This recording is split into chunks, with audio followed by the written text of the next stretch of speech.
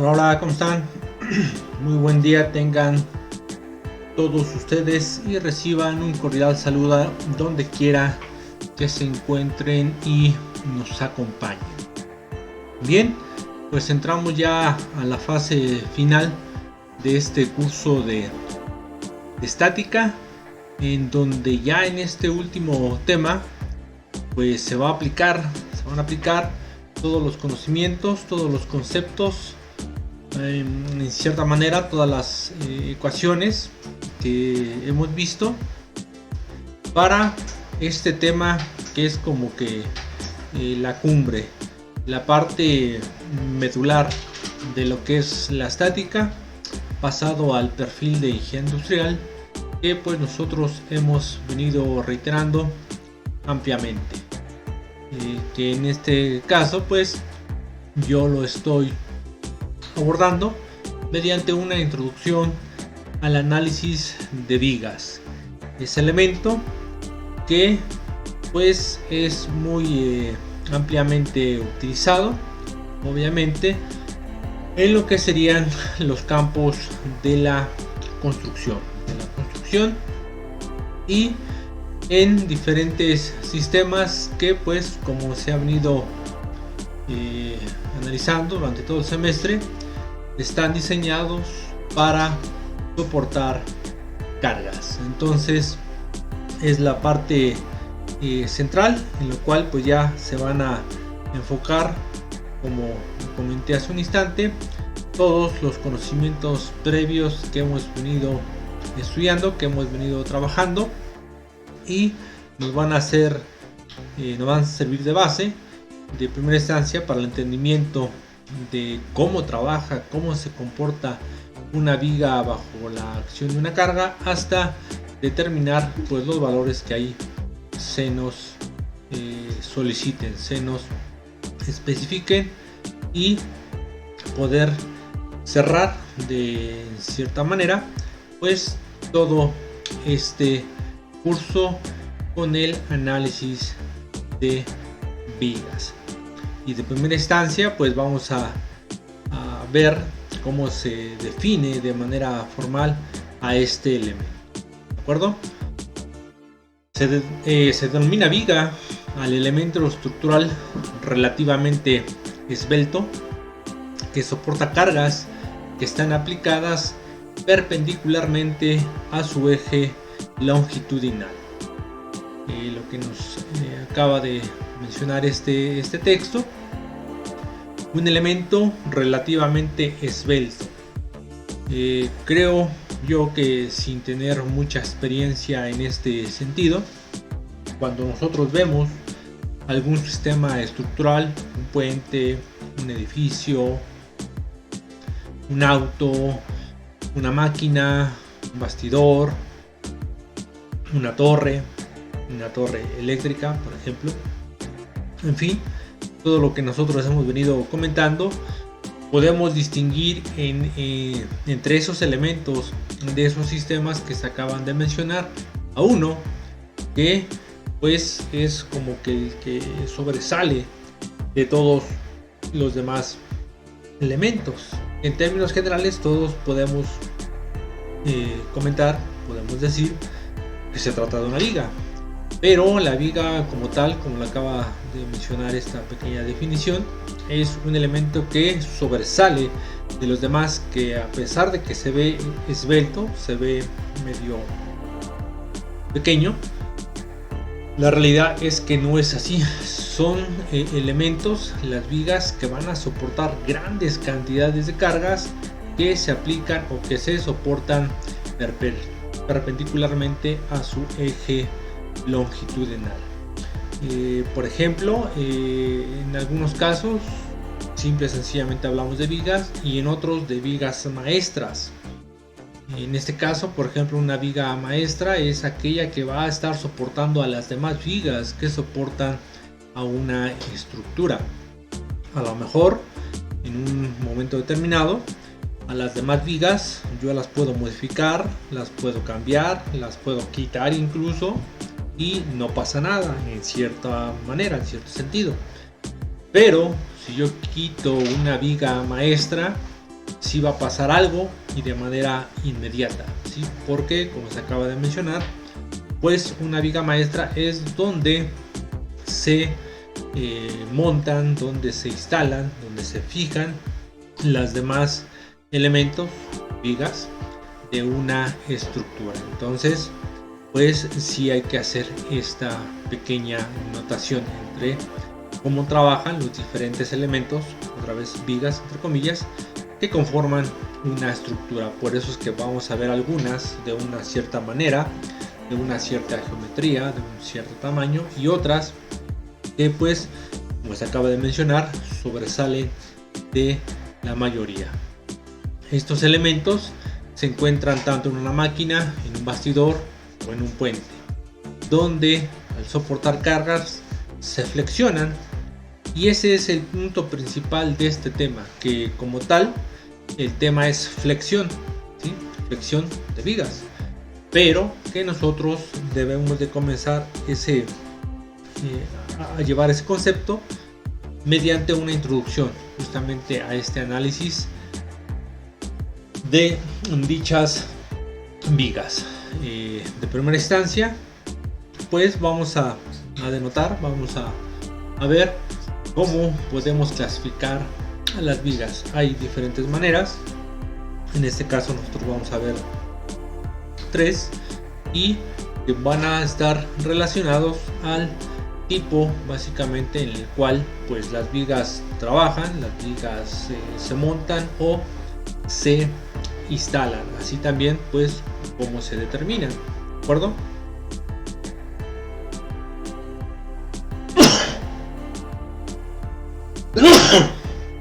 Una disculpa.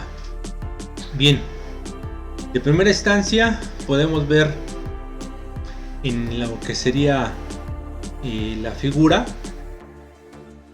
que está a la derecha, ¿sí?, de este slide, en el cual están representadas de manera esquemática pues 4 tipos de vigas, ¿sí? 4 tipos de vigas, el inciso A, B, C y D, ¿de acuerdo? Que mediante esta primera clasificación vamos a agruparlas en vigas estáticamente determinadas y vigas estáticamente indeterminadas, ¿de acuerdo? Esto también ya es un tema que nosotros hemos venido manejando desde sesiones anteriores. Este primer grupo que está en esta figura se consideran vigas estáticamente determinadas, y simplemente para recordar, ¿sí?, son aquellas donde se pueden determinar todas sus reacciones usando solamente las ecuaciones de equilibrio estático. En resumen, se desconocen solamente 3 componentes reactivas en sus apoyos, y esto pues es lo que hemos venido resolviendo durante casi todas y cada una de nuestras sesiones, utilizando esas ecuaciones de equilibrio estático, que simple y sencillamente es suma de fuerzas en X, en Y, en Z, no la trabajamos, y suma de momento, ¿de acuerdo? Mediante esas ecuaciones nosotros pudimos determinar justamente el valor de esas reacciones en los apoyos, y que de una manera más particular, ¿sí?, están representadas en esta figura número 16 mediante 4 incisos. Las vigas que son consideradas estáticamente indeterminadas pues tienen más de 3 componentes activas desconocidas, obviamente, en los apoyos. Este tipo de vigas pues es ampliamente utilizada en todo lo que son los sistemas estructurales, pero que el alcance de nuestro curso no llega hasta ese punto, ¿no? Porque es más complejo, ya se requiere de un conocimiento más profundo, y hasta cierto punto, por la misma complejidad, necesitamos métodos matemáticos más avanzados. y pues en el mejor de los casos pues ya utilizar software que pues nos permite hacer esos cálculos de manera más rápida, de manera más eficiente y más precisa, ¿de acuerdo? Sin embargo, pues una viga estáticamente determinada es la que tenemos en esta figura número 17, en el cual pues tenemos una viga relativamente larga, y aquí vemos claramente que se cuenta con cuatro apoyos fijos, y en el cual pues tenemos la aplicación de una fuerza y una carga en una porción de la viga, ¿sí?, uniformemente distribuida en esa longitud, y podemos ver perfectamente en la parte inferior pues la cantidad de reacciones en base a lo que nosotros hemos estudiado, ¿sí?, que se generan en esta viga, que siendo cuatro apoyos fijos pues tendríamos 8 incógnitas a determinar, ¿no? No serían como tal 4, sino serían 8, puesto que son apoyos fijos. Entonces pues esto sí se complica un poco más, pero que, como se ha venido mencionando, está fuera del alcance de nuestro curso, ¿de acuerdo? Bien, regresando a nuestra figura número 16, podemos ver perfectamente la viga, que en algunas consideraciones teóricas asumimos que es totalmente rígida, mantiene la misma dimensión en toda su longitud y es totalmente recta, ¿de acuerdo? En el cual pues en cada uno de ellos se aplica una fuerza o simplemente se considera el peso de la viga. El peso de la viga, que pues nosotros lo denotamos con por W, ¿de acuerdo?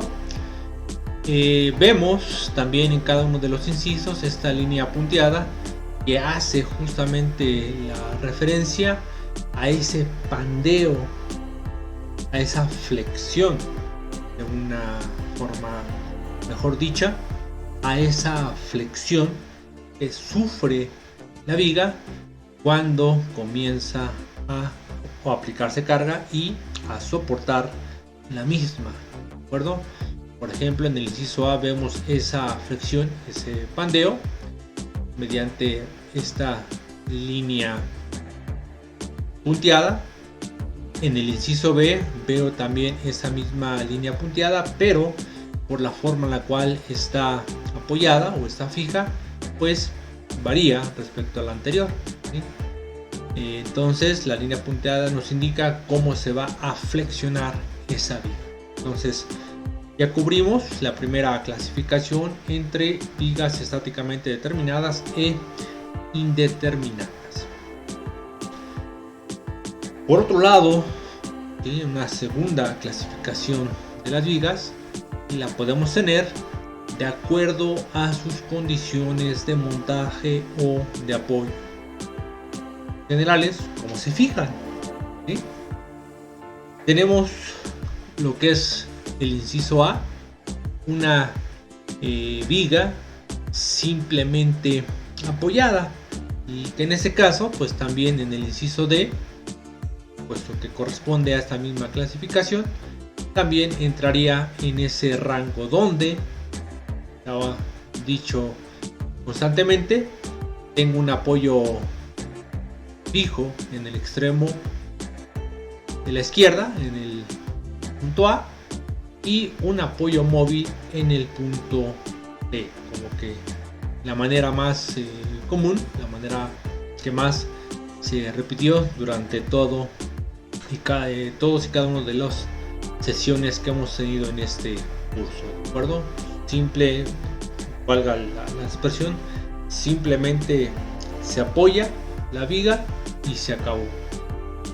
Las reacciones ocurren únicamente en los extremos o en sus apoyos, ¿de acuerdo? Esa sería la primera en esta segunda clasificación.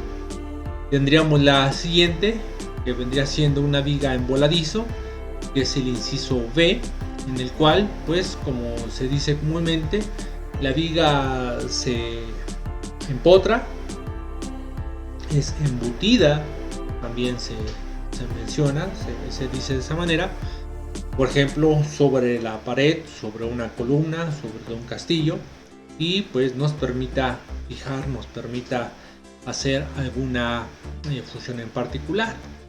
Por ejemplo, mucho de este tipo de arreglos se utiliza para construir, para diseñar las famosas cornisas, ¿no? La cornisa pues es como que ese pequeño, si lo queremos ver así, de esa manera, ese pequeño techo que sobresale de la pared, y pues donde esa cornisa nos puede servir de balcón. Al fin de cuentas necesitamos soportar toda esa carga. En construcciones un poquito más rústicas, como en las haciendas, pues esas son vigas de madera que sobresalen de la pared y se prolongan para poder realizar una terraza. En algunas construcciones más modernas pues son vigas metálicas, o de manera general pues son cornisas que son totalmente de concreto, ¿de acuerdo? Entonces tendríamos esta segunda, vigas en voladizo, que es el inciso B, donde un extremo está empotrado para impedir que la viga pues gire o rote. De ahí que, como lo comentamos hace un instante, pues la línea punteada que hace la referencia de la flexión se tiene bajo esta geometría. Tenemos otro punto que se conoce como vigas con voladizo. Aquí además hay que tener esa diserción. Una cosa es vigas en voladizo y otras vigas con voladizo.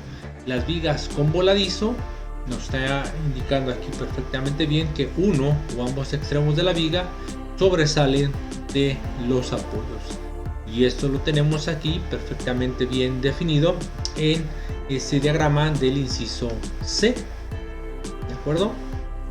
Inciso C, tenemos el apoyo A y el apoyo B, y vemos perfectamente bien que la viga sobresale del apoyo B, y se va incrementando la cantidad de carga que se tiene en la viga. De ahí que cada vez que veamos esta, se menciona comúnmente esta rampa, quiere indicar el incremento de la carga de acuerdo a su longitud. ¿Sí? Se va incrementando de acuerdo a la longitud que vaya teniendo la viga, por eso se ve como que esa pequeña rampa.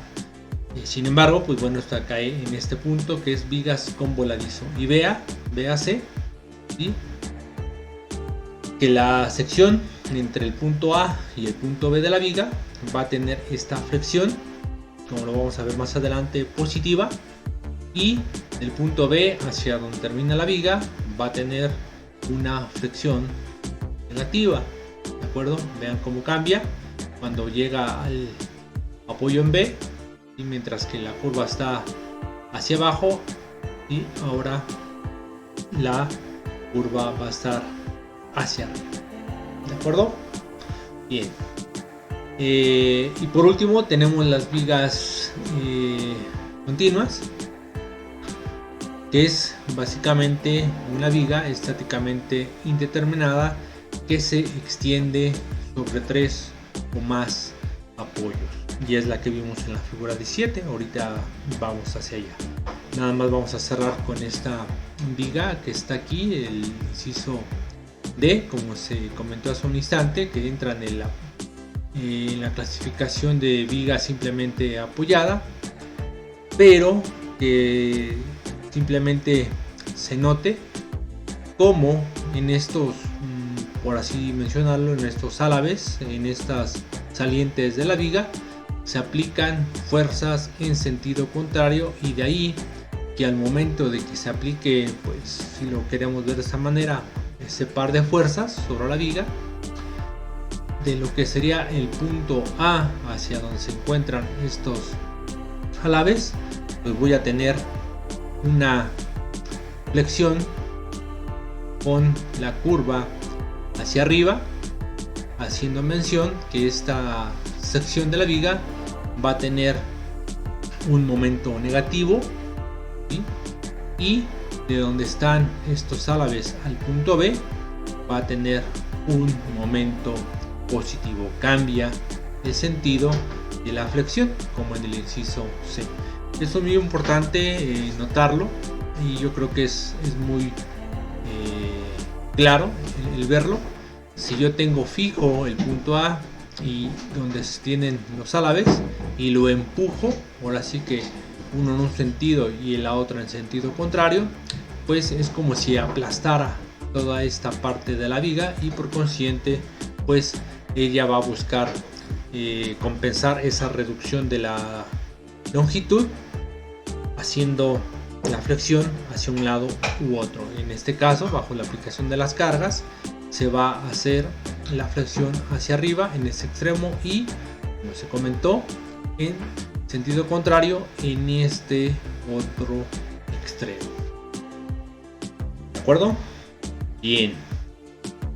Entonces, vamos ahora, como lo comentamos, a pues ver la figura número 17, en el cual, más que nada, para que se pueda ver, véase cómo bajo la aplicación de los apoyos, ¿sí? En cada uno de los apoyos que se encuentra, que en este caso son 4, esta viga, que es una viga, como se mencionó en este punto, una viga continua, y se extiende por más de 3 apoyos. En cada uno de ellos veríamos que el momento pues es positivo, la flexión es hacia abajo, ¿de acuerdo? Aquí también, para que es como que se pueda todavía percibir un poquito mejor, hagan de cuenta que es como si fuera el efecto de la gravedad. Si esa viga, teniendo un poquito de imaginación, sea plastilina, ¿sí? Les puedo asegurar que después de un determinado tiempo, esa viga, que originalmente estaba totalmente rígida, ¿sí? Pero debido al efecto de la gravedad, lo que es el material plastilina, se va a comenzar a bandear, se va a comenzar a flexionar debido a la gravedad, y de esa manera pues podría, como que en cierto sentido, imaginarme justamente ese efecto, y que es el mismo resultado que se va a tener cuando se aplique, como está indicado aquí, una carga uniformemente distribuida y una fuerza. En muchos casos, y que tiene que ver con este ejemplo, pues el peso de la viga misma va a tender a que la viga se flexione, ¿de acuerdo? El propio peso de la viga va a originar esa situación o ese fenómeno de flexión, independientemente que tenga o no carga. Y eso yo creo que lo podemos ver en cantidad de situaciones que incluso podemos ver hasta en nuestros hogares, cuando por ejemplo, si yo coloco por ejemplo un lazo y lo estiro perfectamente bien, y lo veo recto, pero al momento de colocarle una prenda, ese lazo, voy a ver que de manera inmediata se va a curvear. Es exactamente lo mismo, la ropa o la prenda está haciendo la función de una carga, ¿sí? Lo es la realidad, ¿de acuerdo? Entonces, como también se ha venido reiterando, pues el hecho de imaginar las cosas, imaginar las situaciones, nos ayuda mucho más para poder comprender estos conceptos. Y por último, como se comentó, esta tercera clasificación también las podemos clasificar mediante la forma en la cual soportan carga. Una de las primeras puntos en esta clasificación es sin carga. La misma viga se considera sin peso. Atiéndase a lo que se mencionó hace un instante, relativamente esbeltas. La realidad es que por metro lineal de una viga maestra, por ejemplo, pues estaríamos hablando del margen de, dependiendo, pero como que un promedio entre 15 y 20 kilos por metro lineal, ¿sí? 20 kilos por metro lineal de una viga. Por allá nada más imagínense un tramo de viga de 3 metros, estaríamos hablando de 60 kilos de una viga relativamente pequeña o esbelta, ¿no? De ahí que pues siempre los montajes de vigas pues es sumamente inseguro tratar de colocarlas de manera manual. Siempre se colocan, siempre se suspenden mediante grúas. Lo único que hace el personal que hace las instalaciones o que las fija ya directamente en sitio, pues es ir guiando justamente la viga que va suspendida en el aire mediante la grúa. Ellos la guían mediante lazos, mediante cuerdas, hasta colocarla en su posición. Una vez colocada, pues colocada en posición, ellos comienzan a soldar, a poner tornillos, a poner remaches, etcétera. ¿De acuerdo? La segunda de ellas es una carga concentrada, ¿sí? La carga se aplica, se concentra en un área muy pequeña de la viga. Y esto es como lo podemos ver en esta figura número 17. Esta fuerza que está indicada aquí mediante vector se podría considerar como una carga concentrada, ¿sí? En algunos casos, por ejemplo, se dice carga concentrada al centro.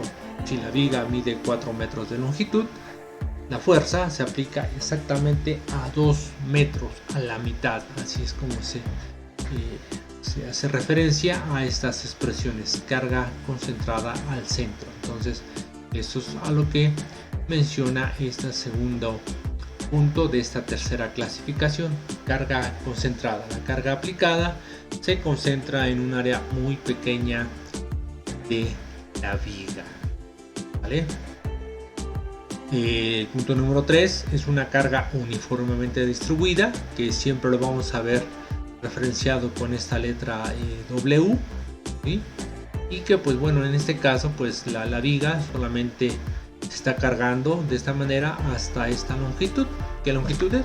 Longitud X, ¿de acuerdo? La carga está igualmente distribuida sobre una porción de longitud de la viga. Un cuarto punto de esta tercera clasificación es una carga variable. La carga varía de intensidad de un lugar a otro. Esto es el ejemplo que nosotros vimos aquí, el de este inciso, ¿sí? Por eso es que les mencioné hace un instante que es como una rampa. La intensidad de la carga, ¿sí?, va variando dependiendo de la longitud de la viga. Y tendríamos por último un par. Este se aplica, ¿sí?, mediante una torsión, como lo vimos en los temas anteriores, en alguna parte de la viga. Un par es como se le conoce y como nosotros lo hemos venido trabajando, mediante un par. Hacemos una torsión y mediante esa torsión pues la viga va a sufrir una portante, como lo vimos, y a fin de cuentas pues es una forma también de soportar carga. Entonces tenemos esas tres clasificaciones. Una vez cubierta o cubierto, mejor dicho, esta clasificación y haber entendido cómo es la forma en la cual nosotros vamos a interpretar cómo las vigas trabajan, ahora pues comenzaremos a realizar de primera instancia no los cálculos. Los cálculos que vamos a hacer ahorita son para entender cómo se flexionan nada más, ¿no?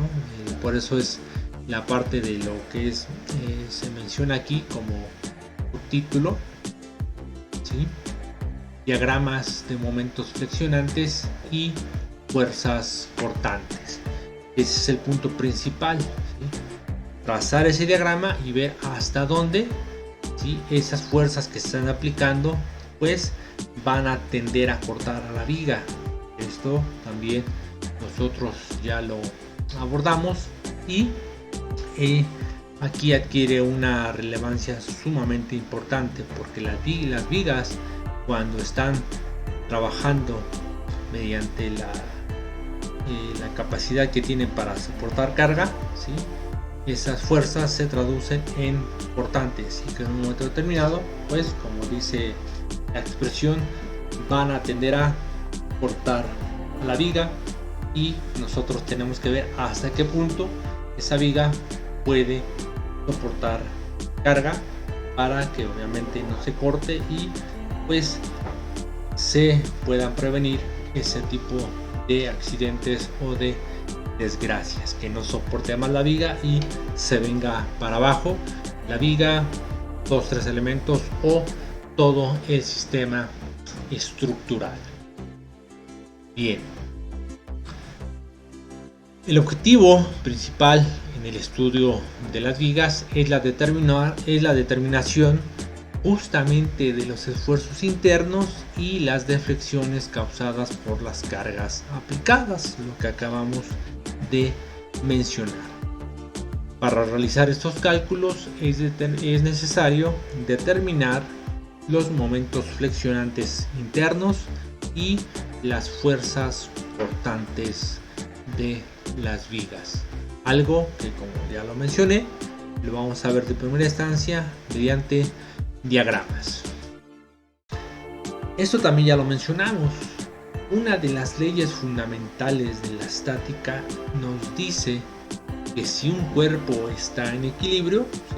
Una viga se encuentra al equilibrio de 3, 4, 5, 10 metros de longitud, cualquier parte, cualquier sección de la viga también lo estará.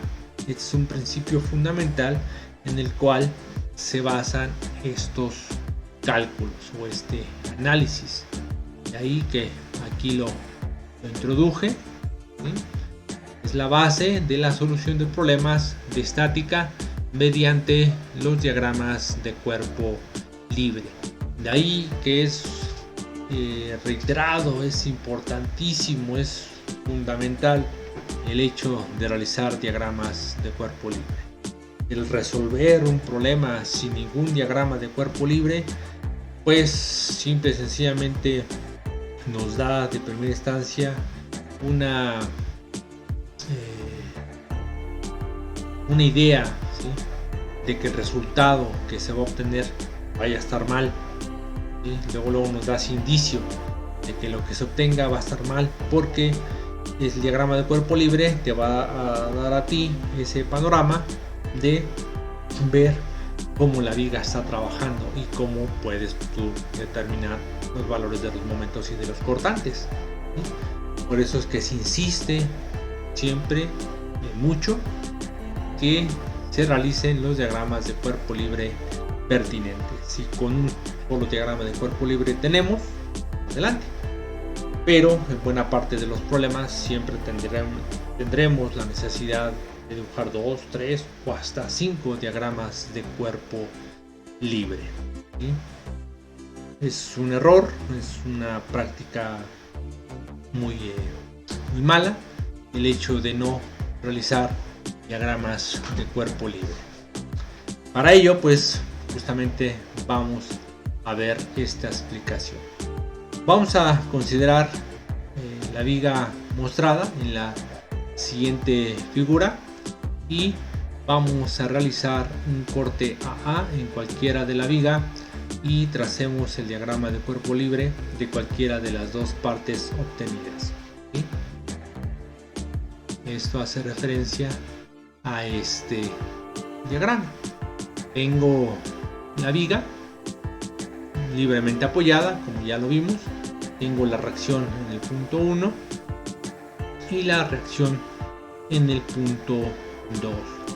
Tengo una fuerza que se está aplicando y, como se acaba de mencionar en la parte teórica, vamos a realizar un corte AA en cualquier parte de la viga para poder determinar justamente los momentos flexionantes y las fuerzas cortantes que está sufriendo la viga por la acción o la aplicación de la fuerza.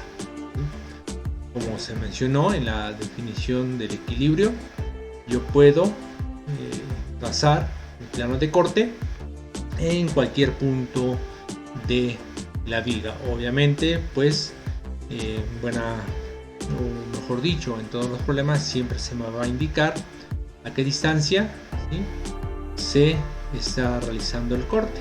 Aquí, pues de manera analítica, pues a una distancia X. Como lo vamos a ver en los ejercicios, pues una vez que yo determine, por ejemplo, un corte que comprenda del punto 1 hasta lo que es la aplicación de la fuerza, voy a poder obtener que de este punto hasta el punto de aplicación de la fuerza el valor va a ser el mismo. Por eso es que la distancia a la que se considere, aquí va a ser un valor del punto 1 hasta el punto de aplicación, y será otro valor del punto de la aplicación de la fuerza a el siguiente apoyo, será otro valor, ¿vale? Entonces, vamos a realizar un corte, más o menos esto pues llevado a parte de lo que se ha venido estudiando mediante los conceptos de dibujo técnico. Lo he insistido en varias sesiones anteriores que el dibujo técnico es fundamental, una herramienta fundamental para realizar, por ejemplo, diagramas de cuerpo libre, y que en este caso en particular, pues bueno, como se vio en nuestros cursos de dibujo técnico, trazamos un plano de corte. Una vez que trazamos el plano de corte, se obtienen y se corta en dos partes a ese elemento. Puedo tener obviamente más planos de corte, pero cada uno de ellos los tengo que estudiar de manera separada. No puedo verlos de manera automática o de manera grupal. Tengo que analizar corte por corte. Buena parte de los ejercicios que vamos a ver, a lo mucho tendríamos dos planos de corte y pues las secciones correspondientes. Secciones, porque una vez que cortamos, pues tengo una sección, ya sea que como se quiera ver, la parte de la derecha o la parte de la izquierda. Entonces, independientemente de la parte que analicemos, pues los valores tienen que ser exactamente los mismos.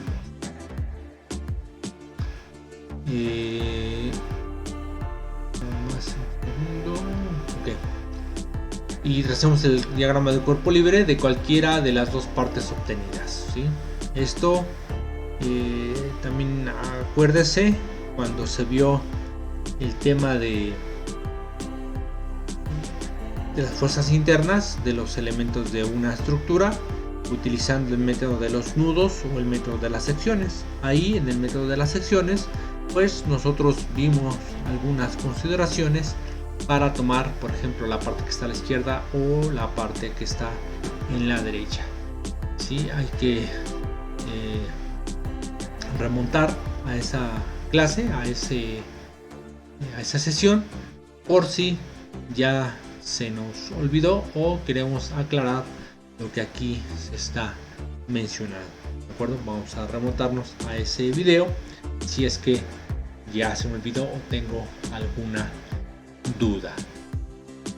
El equilibrio se conserva sobre el cuerpo por medio de las fuerzas de la viga que actúan en la sección cortada, ¿sí? Y aquí lo tengo perfectamente bien representado. Aquí, pues como se mencionó hace un instante, voy a cortar en este plano de corte la viga y pues voy a comenzar a ver la dirección de las reacciones y de las fuerzas. Aquí nos está indicando la fuerza externa, que es la de la reacción R1, actúa verticalmente hacia arriba, y eso pues ya se explicó por qué.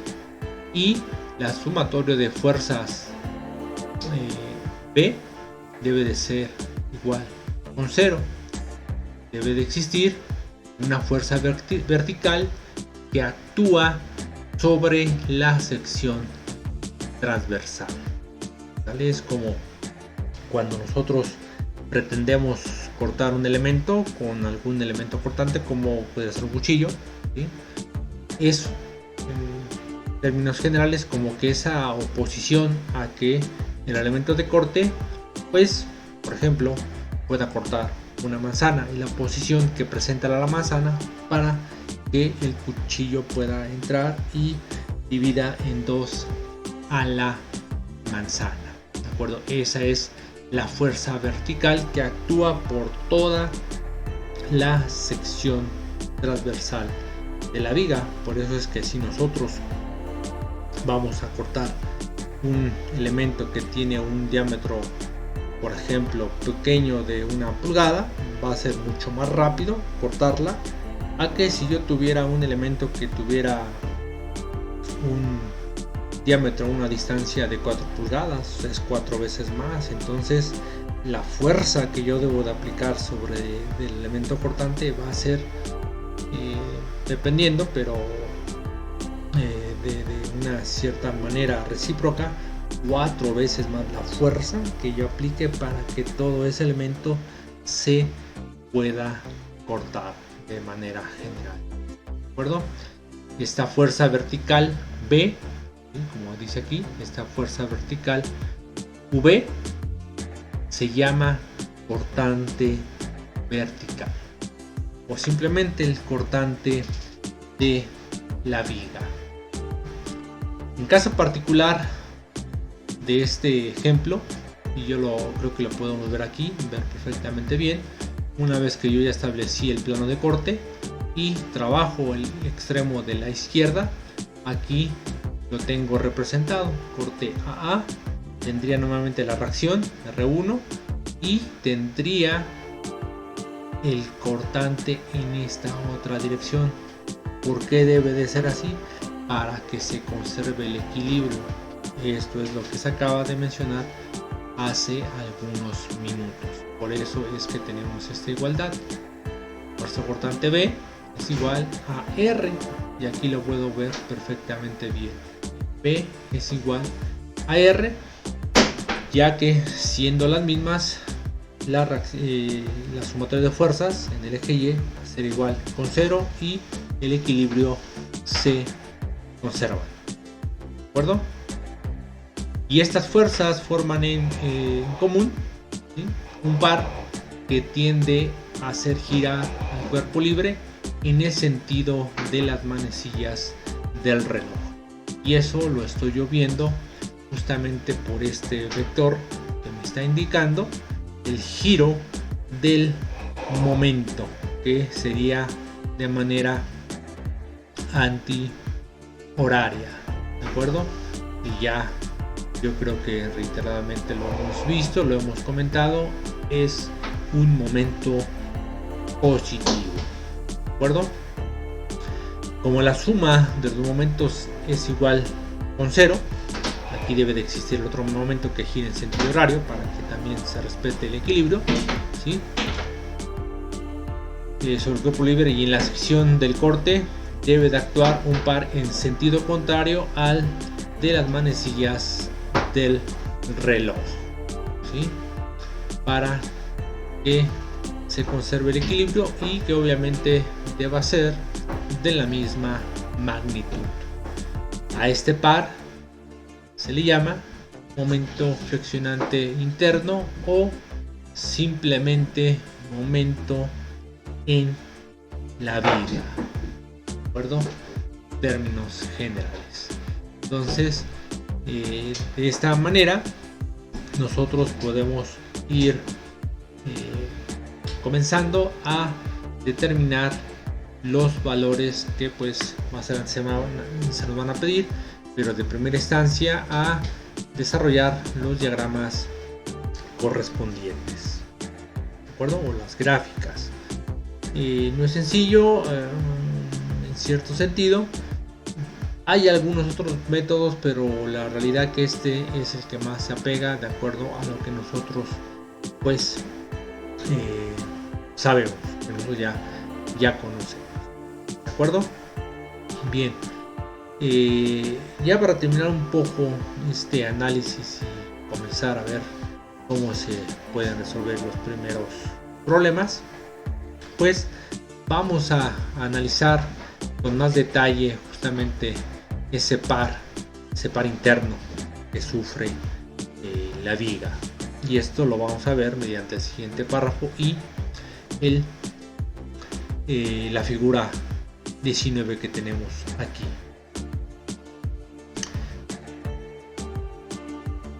Si analizamos con más detalle ese momento interno, la fuerza aplicada P ocasiona que la viga se flexione. Ya lo comentamos ampliamente y sabemos perfectamente bien que cuando se aplica la fuerza, la viga se va a flexionar. Recordando que se hace la suposición que la sección transversal de la viga está compuesta por un número finito de fibras longitudinales, la flexión de la viga tiende a acortar las fibras cercanas a la parte superior de la viga, y caso contrario va a tender a alargar las fibras cercanas a la parte inferior. Y esto pues también refiérase básicamente en la parte en la cual se está aplicando la carga. En este caso la carga se está aplicando de esta manera, y por consiguiente estas serían las fibras superiores, y así también lo vamos a manejar más adelante, la fibra superior, y que en este caso esa flexión va a tender a cortar las fibras, como que las va a hacer más pequeñas, como se va a ver más adelante, las va a comprimir. Caso contrario, las fibras que se encuentran en la parte inferior, ¿sí?, en la parte inferior de la viga, las va a tender a alargar, las va a tensionar, ¿sí? Esto también va a tener como referencia una medida y una línea que la vamos a ver más adelante, que se conoce como el eje neutro, porque esa sería la pregunta: ¿hasta qué punto de la altura de la viga, ¿sí?, de la altura de la viga, y si tú me estás diciendo que en el extremo superior se van a cortar y en el extremo inferior se van a alargar, bueno, ¿a qué referencia de la altura de la viga va a pasar ese fenómeno? Va a ser justamente a lo que sería a la longitud o a la dimensión que se conoce como el eje neutro, que tiene referencia al concepto que vamos a ver de una manera como que más técnica, al centroide, ¿sí? Pero eso es algo que vamos a ver un poquito más adelante. Pero aquí nada más entiéndase de primera instancia que debido a esa flexión, las fibras que están arriba se van a cortar y las fibras que están abajo se van a alargar, ¿sí? Se van a alargar. Un par es la resistencia rotacional de dos fuerzas, como ya lo hemos venido nosotros trabajando, de igual magnitud pero de sentidos contrarios y actuando a cierta distancia de separación. Ya creo que también esto está más que entendido: momento, fuerza por distancia. Y esto hace referencia a lo que acabamos de mencionar. Nuevamente, al ver la figura 19 y teniendo un corte en cualquier punto de la viga, tendría esta proyección isométrica donde tendría el apoyo R1 y tendría este plano de corte, que en este caso lo especifico de esta manera para que ustedes puedan distinguir perfectamente bien las fibras que están en la parte superior, ¿sí? Van a estar sometidas a compresión y las fibras, hace un segundo, las fibras están en la parte inferior, van a estar sometidas a tensión, se van a alargar, mientras que las otras se van a acortar. Y aquí pues tengo lo que sería la fuerza cortante, que ya se comentó aquí, ¿sí? La fuerza vertical B, que se llama el cortante vertical o simplemente el cortante de la viga. Esta es la fuerza que se va a generar. Se va a generar cuando la carga se comienza a aplicar sobre la viga. ¿De acuerdo? Muy bien.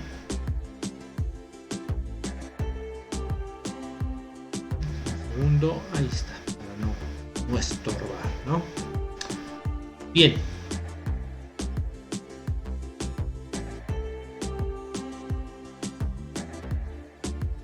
Para comenzar ya ahora sí a realizar nuestros diagramas correspondientes, diagramas de momentos flexionantes y de fuerzas cortantes,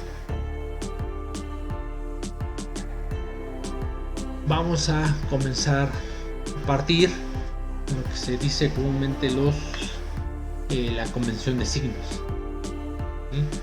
La convención de signos, que es como que la referencia, la guía para poder realizar estos cálculos. De primera instancia, estos diagramas son gráficos que muestran la magnitud de la fuerza cortante y del momento flexionante a lo largo de toda la viga. ¿De acuerdo? Donde de primera instancia se desarrollarán bajo el enfoque de la estática, cortando la viga en varias secciones o en una, dependiendo de cada problema, y calcular el cortante y el momento en cada uno de esos lugares o en cada uno de esos cortes, para que posteriormente, pues simple y sencillamente, cada uno de esos valores que se obtengan, ¿sí?, se vacíen en esa gráfica atendiendo a la convención de signos que muestra la figura 19, en el cual pues vamos a suponer, por ejemplo, se corta una viga en una sección y se permite el movimiento solamente en la dirección vertical. Solamente se va a permitir el movimiento en la sección vertical, como lo podemos ver aquí en esta figura o en esta parte de la figura. Si la fuerza cortante es positiva, la sección de la izquierda, como la podemos ver aquí, un segundo, perdón, aquí la podemos ver, ¿sí?, cuando se haga ese corte, si la sección que está a la izquierda va hacia arriba, vamos a hablar que se trata de un cortante positivo. ¿Por qué decimos que se dirige hacia arriba? Es como que la forma en la cual la fuerza va a aventar a esa porción de la viga que corté. Si lo avienta o si la mueve hacia arriba, entonces voy a la parte izquierda, ¿sí?, si lo avienta o lo mueve hacia arriba, la parte izquierda de la viga, voy a hablar que se trata de un cortante positivo. Caso contrario, si ese corte que se realiza mueve o empuja la parte de la izquierda hacia abajo, como está en esta otra parte de la figura, si lo desliza hacia abajo la parte izquierda, hablaríamos de un cortante negativo. Nuevamente eso te lo da, esa referencia, la ubicación, que en este caso esas fuerzas se traducen a las reacciones, te la va a dar los apoyos o en un momento determinado, dependiendo de lo que tú elijas por referencia, la fuerza que se está aplicando por la viga. De igual manera, cuando las fuerzas o los apoyos originen justamente estos momentos en cada uno de ellos, y yo veo que la viga, como en el ejemplo anterior, que vemos que la carga se aplica hacia abajo y tiende a flexionar de ese mismo sentido a la viga, ¿sí? Hablaríamos que se trata de un momento positivo, ¿sí? Donde en un extremo tengo un torque o un momento en sentido horario y antihorario, y en el otro extremo un giro antihorario. Pero si yo veo que se flexiona hacia abajo, se trata de un momento positivo. Si al momento de flexionar hacia arriba la viga, si al momento, de aplicar la fuerza o la forma en la cual está trabajando los apoyos, la viga se flexiona hacia arriba, hablaría de un momento negativo, ¿sí? Donde véase la dirección de los momentos se invierten respecto del momento positivo. En términos generales, si se flexiona hacia abajo es positivo, si se flexiona hacia arriba es negativo. Es una convención, ¿de acuerdo? Es como que la referencia. Nuevamente, como se ha venido trabajando en estas sesiones, ustedes pueden cambiar el sentido, no hay ningún problema. Esta es una convención. Si ustedes lo deciden cambiar, están en esa libertad, pero lo único que sí se les pide o se les recomienda es que ustedes lo invierten, lo respeten en todo el desarrollo de su problema y listo, no pasa nada. Pero pues yo creo que para nosotros estamos en el inicio o en el estudio de estos temas, lo mejor es seguir esta referencia, ¿de acuerdo? Mente, reitero, es una convención. Entonces, de esa manera yo voy a poder determinar importante y el momento flexionante. Y para cerrar la explicación y pasar a lo que sería la construcción de los diagramas de momentos flexionantes y fuerzas cortantes, considérese la viga que estamos viendo en esta figura número 20. Una viga nuevamente simplemente apoyada, basado en la clasificación que ya se vio. Si se cortara en el inciso A, vamos en primera instancia en el que está en la parte de arriba, si se cortara la viga en la sección AA, la sección de la izquierda, ¿sí? Y aquí se ve perfectamente bien al momento de cortar aquí a la viga, debido a esta reacción que está aquí, que es AY es igual a P sobre 2, la va a empujar a esta sección. Recuérdese, a partir del corte, la parte izquierda y la parte derecha. Es debido a la dirección de esta reacción del apoyo, ¿sí?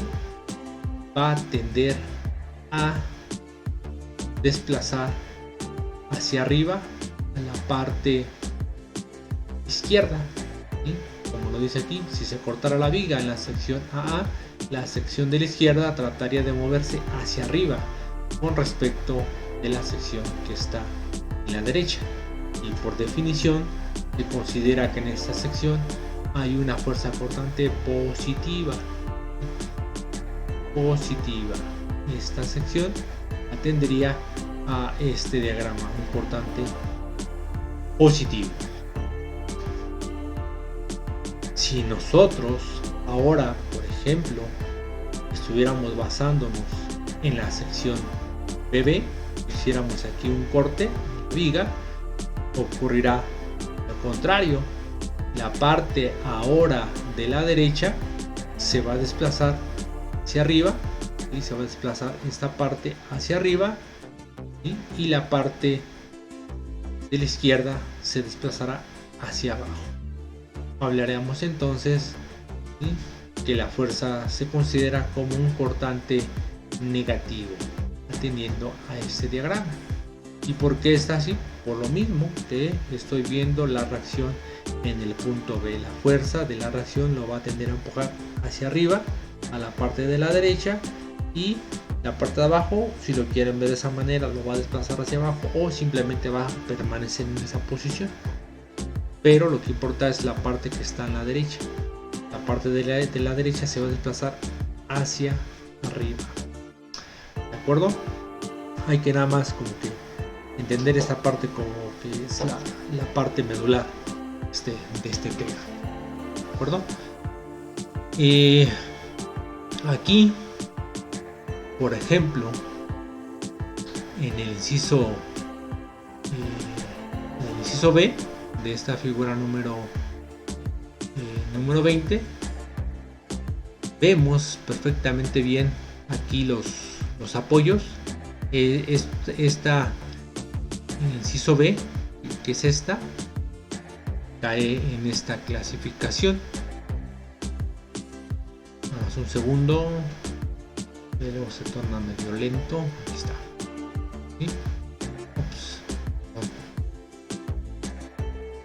Aquí está. Esta es el inciso C. Es una viga en voladizo, uno o ambos, ¿sí? O ambos. En este caso, nada más uno de los extremos está saliendo del apoyo.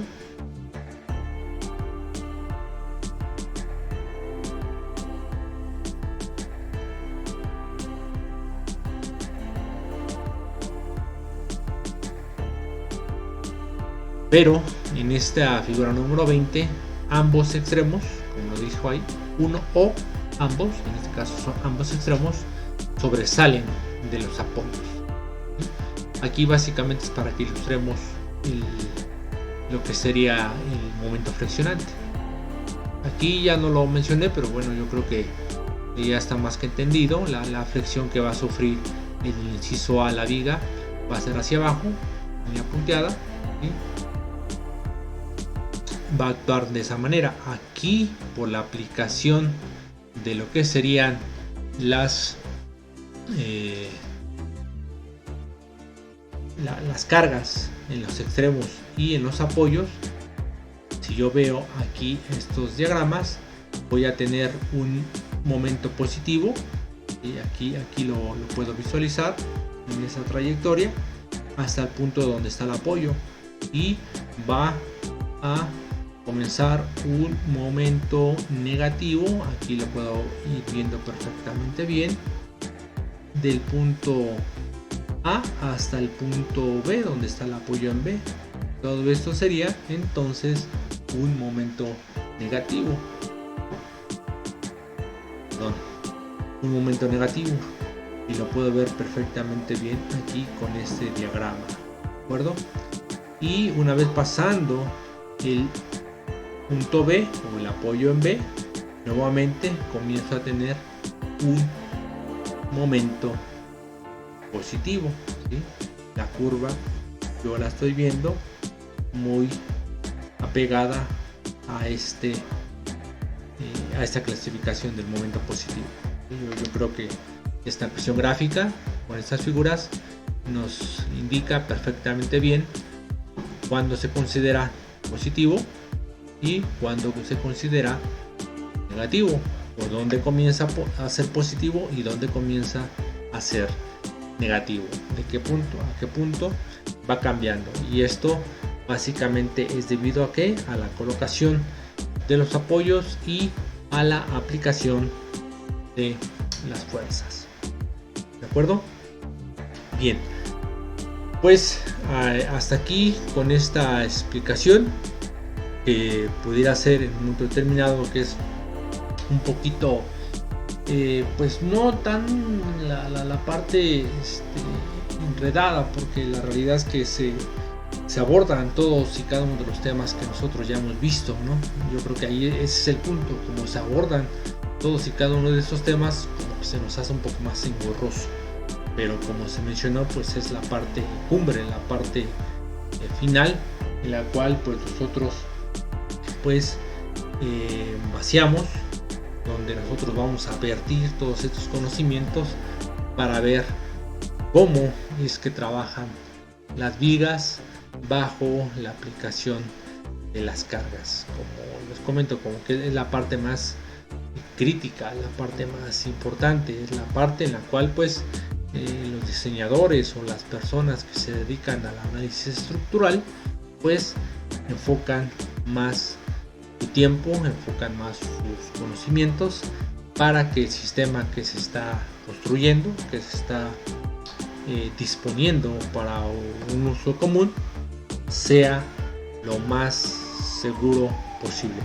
Entran otros factores, obviamente, ¿no?, que ya están fuera del alcance de nuestro curso, pero que pues en su conjunto, con un trabajo interdisciplinario, pues hacen que los sistemas puedan hacerse realidad. Puentes, edificios, vías de ferrocarril, vías del metro, teleféricos, túneles, etcétera. Todo lo que yo creo en un momento determinado hemos nosotros utilizado basados a nuestro movimiento diario o simple sencillamente cuando salimos fuera de nuestros lugares de residencia, pues hacemos uso de los mismos, y tanto en esos lugares como también en una industria, porque en una industria pues tenemos cantidad de sistemas estructurales que nos sirven para el movimiento de la mercancía, el movimiento de las piezas, el movimiento de lo que sería un sector industrial. ¿De acuerdo? Nosotros pues somos ingenieros industriales, nos basamos mucho en el diseño de estación de trabajo, en líneas de producción, y para todo ello necesitamos sistemas que soporten todas esas cargas, todas esas velocidades, todos esos movimientos. ¿De acuerdo? Por eso es fundamental el entendimiento de todo esto que nosotros estamos abordando en esta sesión. Pues bien, hasta aquí con esta sesión, con este marco teórico a la introducción del análisis de vigas y en particular a los diagramas de momentos flexionantes y fuerzas cortantes. En el siguiente video, en la siguiente sesión, pues nosotros vamos a determinar, a desarrollar los diagramas correspondientes a el ejemplo que ahí se aborde. ¿De acuerdo? Pues bien, les agradezco mucho su atención, cuídense mucho y nos vemos en la siguiente. Gracias y hasta luego.